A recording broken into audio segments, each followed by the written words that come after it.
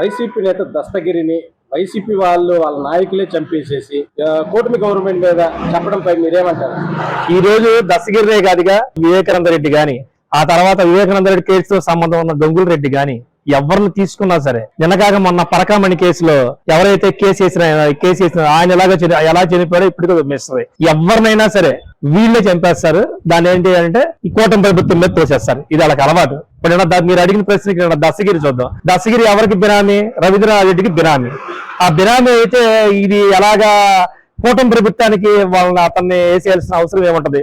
కాదు కదా, చిన్న పిల్లవాడంటే చెప్తారు. ఇది పెద్ద లాజిక్ ఉన్న విషయం కూడా కాదు. ఏంటంటే ఏది జరిగినా వాళ్ళకి సాక్ష్యాలు ఉండకూడదు. వాళ్ళ కేసులో ఒకటే వాళ్ళు నేర్చింది ఏంటంటే, ఏదైనా సరే వాళ్ళ కేసులో సాక్ష్యాలు ఉండకుండా ఎవరొడ్డొస్తే వాళ్ళని చంపేస్తారు. అదే రకంగా నిన్న పెద్ద దస్తగిరి కూడా వీళ్ళ బినామీ. వాళ్ళకి వచ్చిన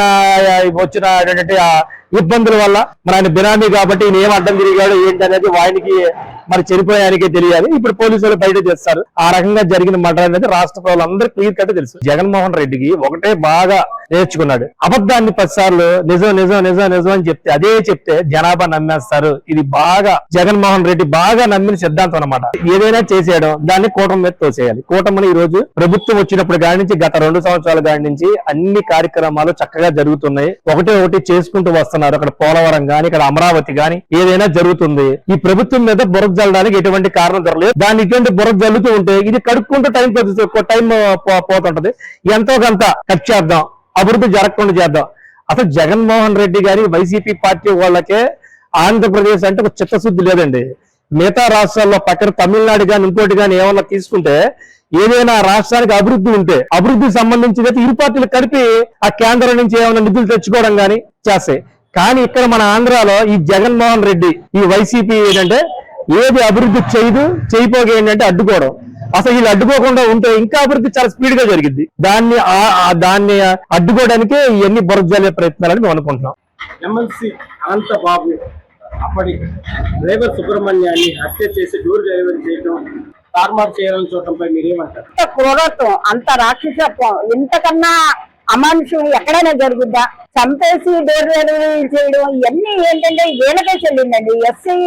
ఎస్సీకి సంబంధించిన వ్యక్తిని చంపేసి వాళ్ళ ఫ్యామిలీకి నన్నేమి ఎవడో పేకలేదన్నంత ధైర్యంతో డోర్ డెలివరీ చేశాడంటే అలాంటి శిక్షించాలే తప్ప దాని గురించి ఇంకా మనం ఆర్గ్యూ చేయడం అనేది తప్ప. అంటే సాక్ష్యం చెప్పే వాళ్ళని డబ్బులు ఇచ్చి కానీ ఇటు భయపెట్టడం పై ఏ రకంగా చూడాలంటే అంటే మరీ క్రూరత్వం కదండి. డబ్బులు ఇచ్చి ఇప్పుడు కొంతమంది ఉన్నారు, భయం కుటుంబం కోసం ఆలోచించి డబ్బులు తీసుకోపోయినా బెదిరిస్తారు, తీసుకున్నా బెదిరిస్తారు.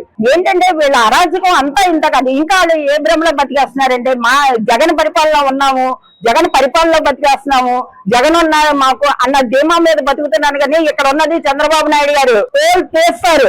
ఇప్పుడు మీరు సాక్షులు మేము చేయలేదు, మేము చెందలేదని వీళ్ళు ప్రగల్భాలు పలుకుతారు. అలాంటప్పుడు పరారవ్వాల్సిన అవసరం ఏమొచ్చింది? నికార్సుగా నిర్భయంగా నేను చేయలేదు, నేను హత్య చేయలేదు, నేను నికార్సుగా ఉన్నాను, నేను ఎవరికి డబ్బులు ఇవ్వలేదు, ఎవరిని బెదిరించలేదని హీరింగ్ రావచ్చుగా. పరారైపోవడం ఎందుకు? ఆవిడ అరాచక పాలండి. బెదిరించడాలు ఈ రాష్ట్రానికి అభివృద్ధి కోసం వాళ్ళు చూసే రకాలు కాదు. ఎంతసేపు వాళ్ళ ఆస్తులు కాపాడుకోవడానికి వాళ్ళ స్వార్థం.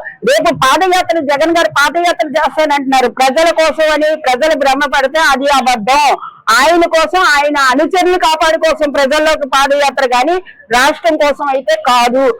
డ్రైవర్ సుబ్రహ్మణ్యం డోర్ డెలివరీ చేసిన వైసీపీ నేత ఎమ్మెల్సీ అనంత బాబు సాక్షులను బెదిరించి వాళ్ళకి డబ్బులు ఎర చూపించడంపై మీరు ఏ విధంగా చూడాలి? ఈ రోజు వాళ్ళ సుబ్రహ్మణ్యం గారు సోదరు బయటకు వచ్చి ఈ రోజు సాక్షులను బెదిరిస్తున్నారు. వాళ్ళకి 3 లక్షలు 4 లక్షలు అని చెప్పేసి ప్రలోభాన్ని పెడుతున్నారని చెప్పేసి వాళ్ళ తమ్ముడు నవీన్ బయటకు వచ్చి చెప్పడం కూడా ఈ రోజు మనం చూడొచ్చు. ఈ రోజు ఆయన ఆ రోజున సుబ్రహ్మణ్యం డ్రైవర్ ని, ఒక దళిత బిడ్డని ఎట్లాగా అసలు ఏ విధంగా చంపేసి వాళ్ళ ఇంటికి డోర్ డెలివరీ చేసే విధంగా హత్యా రాజకీయాలు జగన్మోహన్ రెడ్డి ఎలా చేశాడు గత ప్రభుత్వంలోని వ్యవస్థలను నాశనం చేసేసి ఒక ప్రతిదానికి కూడా అరాచకాలని ఆ పరిపాలన అందించలేని అలాగా ఫెయిల్ అయ్యాడో కూడా చూడొచ్చు. జగన్మోహన్ రెడ్డి ఆ రోజున ఎమ్మెల్సీ రద్దు చేసి ఇతన్ని బహిష్కరించాల్సింది పోయి ఈ రోజు ఆయన సపోర్ట్ గా ఉంచుకొని ఈ రోజు ఎమ్మెల్సీ పదవి నుంచి కూడా ఎటువంటి కింద దింపకుండా కూడా ఈ రోజు ప్రభుత్వంలో ఉంచుకుంటూ మళ్ళీ ఈ రోజున ఆయన చేసిన తప్పులు కూడా సాక్షులు నిర్మూలించే దశగా ఇది చేస్తున్నాడు. ఈ రోజు దళితులే కాదు, ఆ రోజున బీసీలకు అన్యాయం జరిగింది, ఎస్సీలకు అన్యాయం జరిగింది, బీసీ బిడ్డలను ఏ విధంగా దాడులు చేశారు కూడా